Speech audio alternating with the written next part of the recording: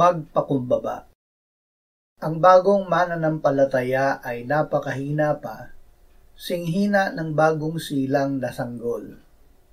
Tunay na siya ay makakaranas ng kaligayahan at pag-ibig sa Diyos, ngunit hindi ito batayan para isipin niya na napakalakas na niya. May panganib na ang itaas niya ay ang sarili at ang kanyang nararamdaman. Ang kailangan niya ay matuto kung paano lalaki at lalakas sa Panginoong Hesus. Kailangan niyang aminin na siya ay tunay na bata pa at wala ni anumang sariling lakas, kaya't umaasa sa lahat ng bagay mula sa Diyos. Kung ako